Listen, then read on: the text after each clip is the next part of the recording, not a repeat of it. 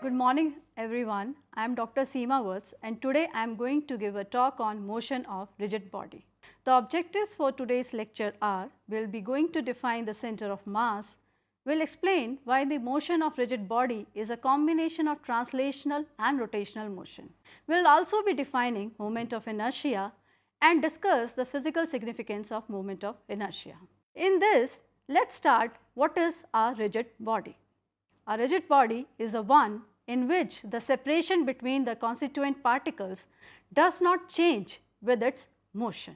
So, what does this definition implies? This implies that the shape of the rigid body is preserved during its motion. Examples of rigid body are a solid body like cricket ball, a wooden block, a steel disc, or thin moon. Well, the question arises, is a heap of a sand is a rigid body?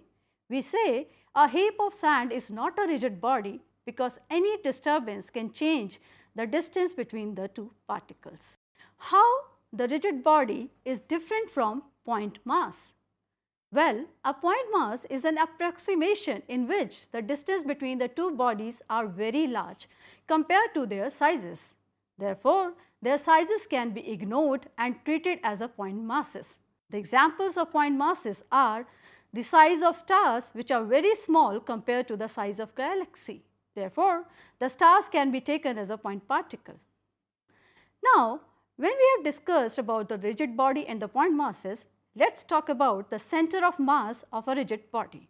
Consider a two particle system, that is 1 and 2. A particle 1 is at height z1 while the particle 2 is at height z2.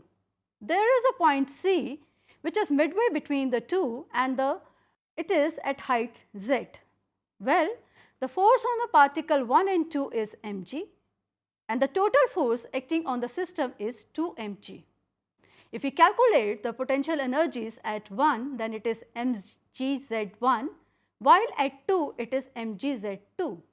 Similarly, at point C we have the potential energy as 2 mgz. To find a point C in the system such that 2 mgz is equal to mgz1 plus mgz2. This means that the center of mass we have z equal to z1 plus z2 upon 2. It shows that C lies midway between the two particles if the masses are equal. Let us see what happens when the masses are unequal. Then the equation changes and we have m1 plus m2 in brackets multiplied by g and z, it is equal to m1g z1 plus m2g z2. When we rearrange the equations, what do we get? We get the final equation as z is equal to m1 z1 plus m2 z2 divided by m1 plus m2. Therefore, the point C is having this coordinate and it is called as the center of mass of the system and it is basically a mathematical tool. Now, we should define Cm. The question arises, why should we define Cm so precisely? The force acting on the particles 1, 2, 3 which are along x-axis, then A1x denotes the component of acceleration of particle 1 along the x-axis and so on. Therefore, we can write the acceleration, that is the force max along the x-axis is equal to m1 a1x plus m2 a2x plus so on, where ax is the acceleration of the center of mass along x-axis.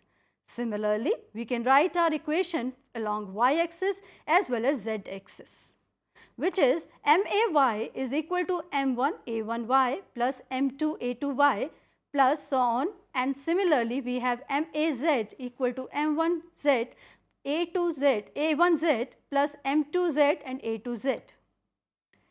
Then we will now come across, that is, we will just combine these three equations into one.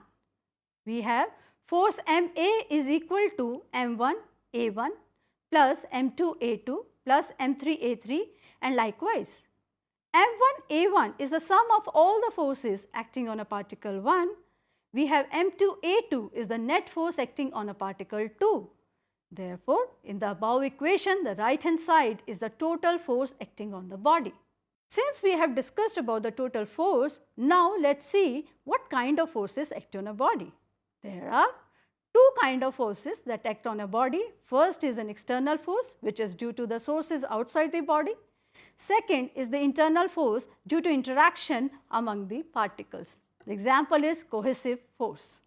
In a rigid body, the sum of all internal forces is 0 because they cancel each other in pairs. And the sum of all external forces is responsible for the acceleration of the individual particles of the body, which is given by ma is equal to F external. So, now we can define, that is Cm. The Cm of a body moves as though the entire mass of the body were located at that point and it was acted upon by the sum of all external forces acting on the body. Now, we got the answer to our question that why do we define Cm so precisely? Because there is a simplification introduced in the derivation once Cm is defined, and we need not deal with millions of individual particles now. Only Cm is to be located to determine the motion of the body. Also, motion of Cm is determined by the external forces and internal forces have no role to play. Let's consider the path of Cm in case of a projectile motion of a body. For this, let's take up this figure. There is a bomb which is being thrown and it has a projectile motion. But what happens, this bomb explodes midway. All the fragments, they are being distributed in the air. But the path of Cm, it remains unchanged. Here, there are 2 points to be noticed, that is the explosion is caused by the internal force, while the external force due to gravity, it remains unchanged. Therefore, the gravity, it remains the same. Therefore, the path of the Cm, that is the center of mass, instead the particles are distributed here and there in the air, it remains same, that is parabola in case of the projectile motion. Let's consider the center of mass of some bodies. Let's we have a triangle. Then the question arises, what is the position of center of mass? In a triangular plate, the point of intersection of 3 medians is a center of mass for a triangle. Now you can see the different shapes, that is a circle and a polygon. Then the Cm lies at the geometrical center of the figure. Similarly, for cylindrical shape and a sphere shape, we have again the geometrical center of the figure is the center of mass. Similarly, we can find out for the other shapes like that is pyramid and cone. On the line joining vertex with center of base, we have at the h/4 of the height measured from the base. Figure with the axial symmetry, you can say we have Cm at some point on the axis of symmetry. Similarly, figure with center of symmetry that you can see on the left hand side, we have center of mass at the center of symmetry. Now, things to be remembered about Cm. First, Cm may be outside the body, that is in case of a ring. Also, when the two bodies revolve around each other, they actually revolve around their common center of mass. The best examples are stars in a binary system, Earth and Sun system. In Earth and Sun system, the mass of the Sun is very large compared to the mass of the Earth. Therefore, Cm is close to the center of the Sun. Let's talk about the translational motion of the rigid body. As you can see in the figure, there is a block sliding down with a particle V. There is a point P1, that is a particle P1 we have considered, and it remains the same when the block slides down and it moves with the same velocity V. When a rigid body moves in such a way that all its particles move along parallel paths, its motion is called translational motion. So, a translational motion can be categorized by the motion of its center of mass, that is ma is equal to F external. Definition of translational motion.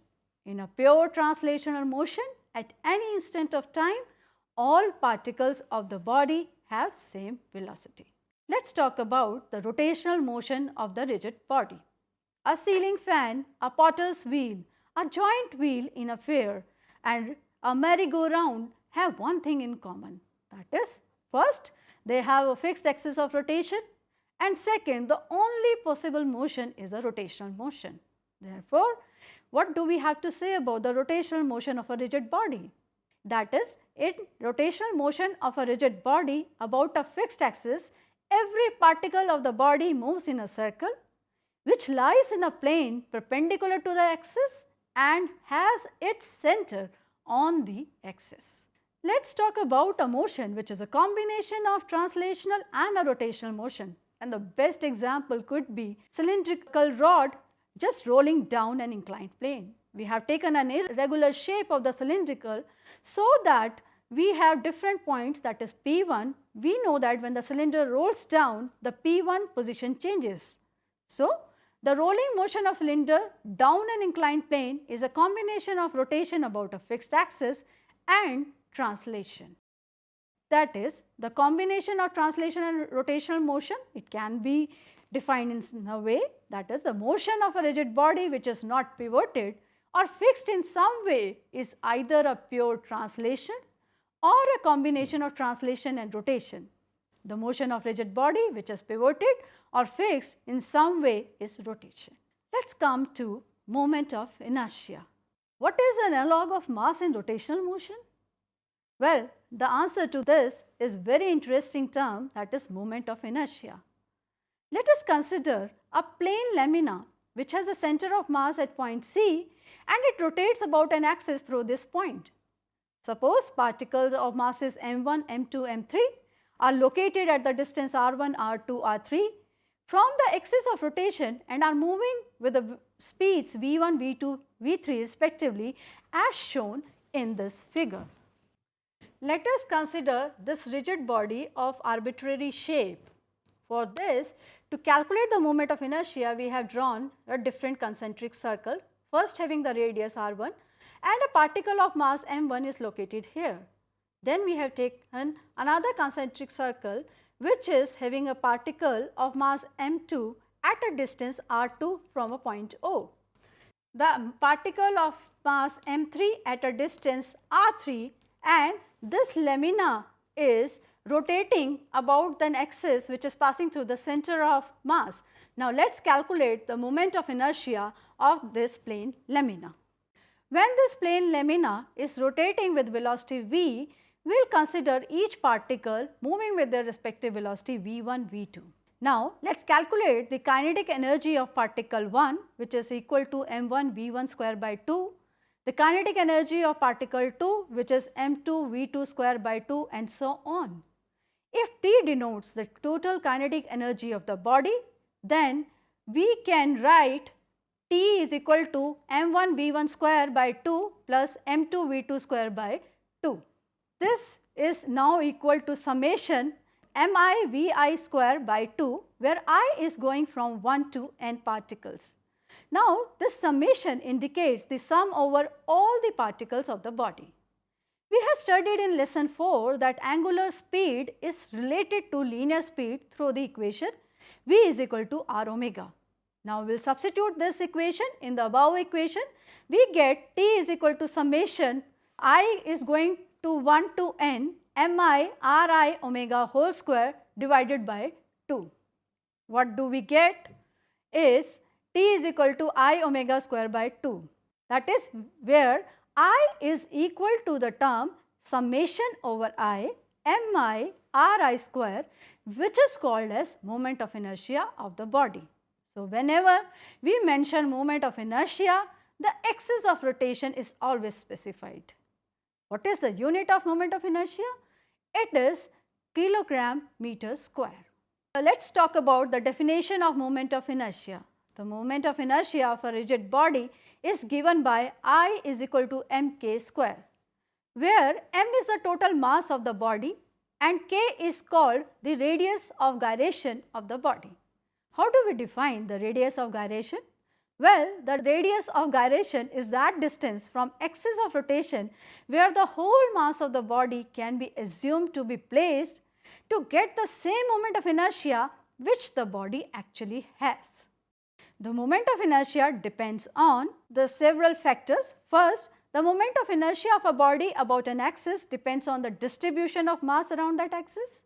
If the distribution of mass changes, the moment of inertia will also change. Moment of inertia of a body depends on the mass of the body, its shape and size. It also depends on the position and orientation of the axis of the rotation. We have a very nice application of moment of inertia, that is a flywheel, which uses the property, that is moment of inertia is the measure of rotational inertia of the body. The machines such as steam engine that produce rotational motion have a disk with large moment of inertia. The flywheel, it resists the sudden increase or decrease of the speed of the vehicle. It allows a gradual change in the speed and permits jerky motions, thereby ensuring a smooth ride for the passengers on the vehicle. Let's talk about equation of motion of a rigid body rotating about a point O. For this, let's consider the figure in which there is a nail being attached at a point O. Here, this is a plane lamina and we take an axis which is passing through O, and we have a particle P which is located here and denoted by point P. We rotate this lamina through an angle theta so that this is being rotated and our point P, it reaches P dash. So, what can we write about the equation of motion of this rigid body which is rotating about an axis which is passing through O? First thing is that we have theta is equal to omega t, and there is an angular velocity if the body is moving through an angle theta, which is denoted by initial angular velocity, that is omega I, final angular velocity which is omega f, which is given by omega f is equal to omega I plus alpha t. Now, here there are another two equations that we can write, that is theta is equal to initial angular velocity, the time taken to rotate, plus half alpha t square. What is alpha? Alpha is angular acceleration. Similarly, we have another equation, that is omega f square, that is final angular velocity square, is equal to initial angular velocity square plus 2 angular acceleration multiplied by theta, the angular displacement, which is in t seconds. So, in a way we have now discussed the equation of motion of a rigid body having a rotational motion. Let us consider in this chapter what we have learned so far. A rigid body can have rotational as well as translation motion. The equation of translation motion for a rigid body may be written in the same form as for single particles in terms of motion of its center of mass. If a point in the rigid body is fixed, then it can possess only rotational motion. The moment of inertia about an axis of rotation is defined as summation mi ri square, and last but not the least, the moment of inertia plays the same role in the rotational motion as does the mass in the linear motion. Thank you.